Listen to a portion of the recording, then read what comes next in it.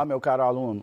Seja bem-vindo a mais uma aula do Se Liga na Educação, a mais uma aula de filosofia. Eu sou o professor Mendermi e hoje nós vamos continuar o nosso caminho rumo à descoberta da verdade, rumo ao aprofundamento da razão, à especulação filosófica. E hoje, de maneira muito especial, nós vamos trabalhar uma teoria social.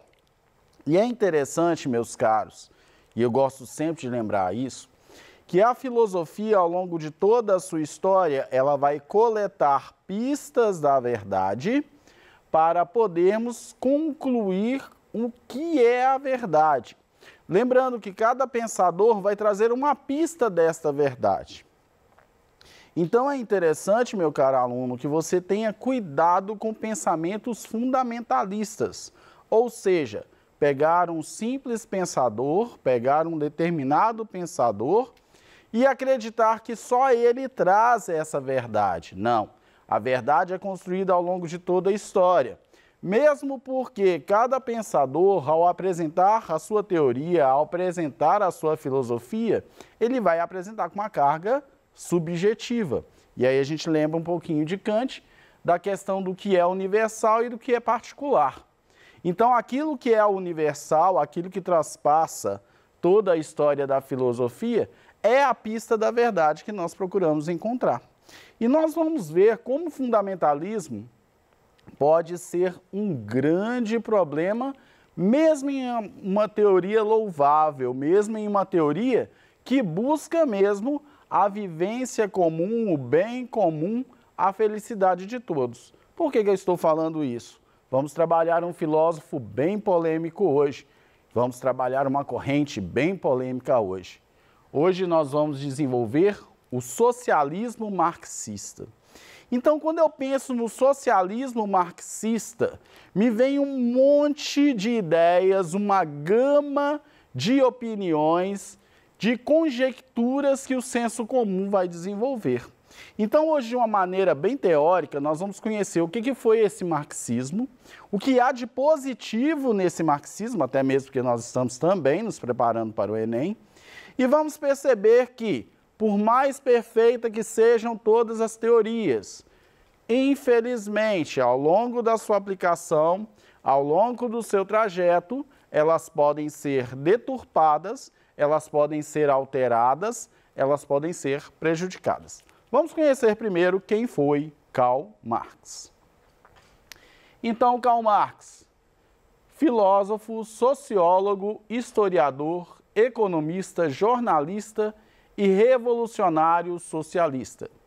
Publicou vários livros durante a sua vida, sendo o Manifesto Comunista em 1848 e o Capital em 1867 a 1894, os mais proeminentes. Então, Karl Marx, ele vai querer entender, né? Nós estamos aqui no auge da Revolução Industrial, nesse período de Marx, né? Onde o homem está no auge da sua primeira fase, vamos dizer assim, de tecnologia, de produção em massa. No entanto, a mais-valia, a especulação do mercado, a exploração do trabalhador braçal é algo que vai preocupar muito Karl Marx, principalmente a divisão de renda, como que isso vai funcionar, como o operário vai ser massacrado. Então, a nossa reflexão, quando nós pensamos nesse socialismo marxista, é justamente pensar numa forma em que esse liberalismo não vai ser tão cruel e tão selvagem, a ponto de criar distanciamentos tão longos e sofrimentos e cargas tão pesadas ao proletariado, aos trabalhadores. Vamos continuar? Então, o socialismo é uma corrente ideológica oriunda do século XIX. O pensamento é fruto de um momento no qual o liberalismo era a ideologia predominante na sociedade ocidental, marcando intensamente as conquistas capitalistas da Revolução Industrial. Karl Marx apresentou reflexões mais plausíveis para a sociedade alcançar um modo de vida em uma sociedade comunista, apresentando métodos e condições mais adequados. os pensamentos que apresentou tornaram-se uma corrente ideológica muito influente, sobretudo no século XX. Então, como eu disse, Karl Marx quer encontrar uma forma, junto com, nós vamos conhecer os seus colaboradores desse pensamento, ele quer encontrar uma forma de uma distribuição de renda igualitária. O que um recebe, todos devem receber. O que um produz, todos devem ter e participar desses lucros. Aí a gente lembra até um pouquinho de Rousseau lá atrás. Rousseau vai dizer que uma sociedade, para funcionar de uma forma perfeita, para um contrato social funcionar de forma perfeita, todos têm que ganhar algo com isso, todos têm que receber a sua parte, participar deste bem social, deste bem comum. E aí Karl Marx vai trazer isso para aqui no final, do século XIX, início do século XX, ele vai trazer essa nova visão. Olha, é necessário que a renda seja algo partido a todos, que todos possam participar dos benefícios desse produto interno bruto social. Então, que todos possam lucrar com isso, não só aqueles que detêm os meios de produção. Vamos continuar? O marxismo. Os marxistas acreditavam que a transição do capitalismo ao socialismo é uma parte inevitável do desenvolvimento da sociedade humana, como Lenin afirmou. É evidente que Marx deduz inevitabilidade da transformação da sociedade capitalista em uma sociedade socialista, inteira e exclusivamente da lei econômica e do movimento da sociedade contemporânea. A socialização da produção é obrigada a levar à convenção dos meios de produção na propriedade da sociedade. Essa conversão irá resultar diretamente em um imenso aumento na produtividade do trabalho, a redução das horas de trabalho, bem como a substituição das ruínas remanescentes da produção de pequena escala, primitiva, desunida pela produção coletiva e a melhora do trabalho. Então, Karl Marx ele vai apresentar não só que o operário ele deve receber de maneira igualitária, ele deve participar dos lucros, mas que isso também vai facilitar, vai ajudar também no processo de produção. Então, eu não estou pensando apenas em uma transformação apenas do indivíduo social, mas também uma nova sociedade, um novo pensamento, uma sociedade sustentável, como nós dizemos no nosso dia a dia, no nosso cotidiano. Então, a sociedade segundo o socialismo marxista. A tensão existente na mais-valia promoveria uma união da classe proletária que, em busca de uma sociedade mais igualitária, tomaria posse dos meios de produção e os passaria ao controle do Estado, encarregando de representar a coletividade. Com o tempo, o próprio Estado não seria mais necessário, levando-se em consideração que não haveria mais dominação de uma classe sobre a outra, resultando no que é, para Karl Marx, a etapa mais desenvolvida das relações humanas, uma sociedade comunista.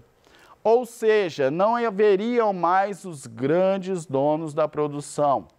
Tudo seria como se fosse uma grande cooperativa, onde todos trabalhavam, onde todos tinham suas funções, e essas funções não eram gratificadas de maneira diferente, todos receberiam igual. E isso iria refletir também no controle social, no contrato social, de tal forma que a sociedade tenha a expressão de todos os indivíduos, de todos os cidadãos, na participação de todas as decisões sociais, quer seja no âmbito de conduzir a sociedade ao bem comum, quer seja também no âmbito da produção. Até aqui, gente, a gente vê que é uma ideia perfeita, é um pensamento magnífico de vida social. Mas, infelizmente, como nós todos sabemos, muitas vezes os ideais, às vezes, se tornam um grande pesadelo. E aí vocês vão ver ao longo da história como as ditaduras vão lançar mão desse comunismo para se manterem de tal forma que oprimem a população, massacram mais ainda a classe trabalhadora e criam uma segregação muito mais violenta do que a divisão social, muito mais violenta do que a divisão de classes. É um ideal do marxismo? É um ideal do socialismo? Não. Mas, infelizmente, isso nós estamos falando do socialismo, mas ao longo de toda a história nós percebemos que todas as grandes ideias, todos os grandes pensamentos, muitas vezes são deturpados para favorecer uma classe minoritária. Não importa quais são as intenções, podem ser as melhores, mas muitas vezes vão ser deturpados em benefício de poucos. Vamos continuar? Então vamos às críticas, a esse marxismo. O próprio Karl Marx alertou contra possíveis distorções do que se diziam marxistas com a seguinte frase de Lafargue: se algo é certo, é que eu próprio não sou marxista. Isso teria sido dito como crítica a uma peculiaridade do marxismo francês à época, como pode-se ver no contexto inserido em uma carta de Engels a Eduard Bernstein. E aí vamos conhecer um dos colaboradores de Karl Marx nesse processo, nessa construção desse edifício do socialismo. Então, a primeira coisa que eu tenho que entender, o próprio Karl Marx, ele vai dizer, olha, da forma que as coisas estão sendo encaradas, dessa forma fundamentalista que as coisas estão sendo encaradas, esse não é o objetivo do marxismo. Este não é o objetivo do socialismo. O objetivo é, vamos repensar a sociedade tal qual está. Vamos repensar essa questão do liberalismo, porque isso irá trazer, e como trouxe, diversos problemas para a sociedade humana. E aí, nessa sequência, nós vamos ver as duas grandes guerras mundiais, essa grande disputa por hegemonia, por poder, por controle no mundo. Então, é necessário que nós tenhamos justamente este discernimento para perceber que o autor, o filósofo, ele vai trazer, ele vai procurar uma solução. No entanto, como todas as grandes soluções, como todas as grandes ideias, é roubada e distorcida. Então, vamos conhecer um pouco de Friedrich Engels. Foi coautor de diversas obras com Marx, sendo que a mais conhecida é o Manifesto Comunista. Também ajudou a publicar, após a morte de Marx, os 2 últimos volumes de O Capital, principal obra de seu amigo e colaborador.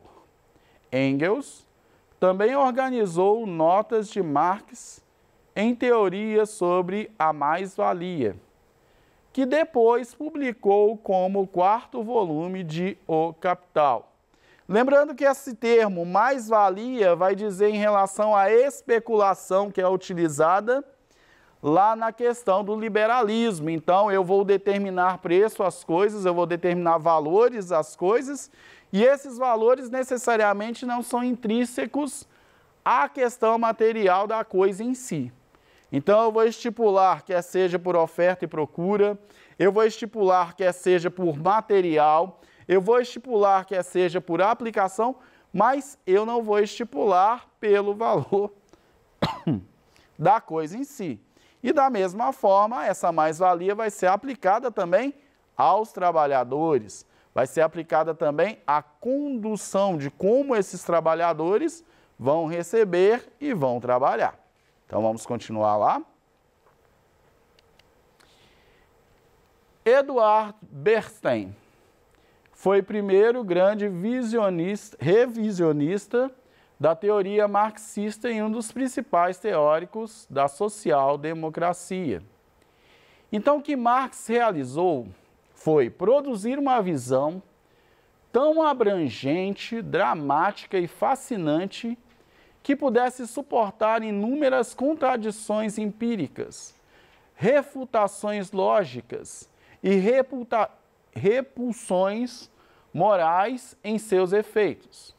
A visão marxista tomou a esmagadora complexibilidade do mundo real e fez as partes se encaixarem de um modo que era intelectualmente estimulante e conferiu tal senso de superioridade moral que os oponentes poderiam ser simplesmente rotulados e dispensados como leprosos, morais ou reacionários cegos. E aí uma crítica, né, do economista norte-americano Thomas Sowell, né, à questão do marxismo. O marxismo foi, e continua sendo, um poderoso instrumento para a aquisição e manutenção do poder. E aí é que vem essa grande preocupação quando as ditaduras abraçam o marxismo como uma forma de governo. E aí nós vamos ver as grandes guerras, nós vamos ver a imposição desse socialismo à população de uma forma massacrante. E aí aquele mito, né? Ah, comunista comia criancinha. Não, não era o comunista que comia criancinha, não.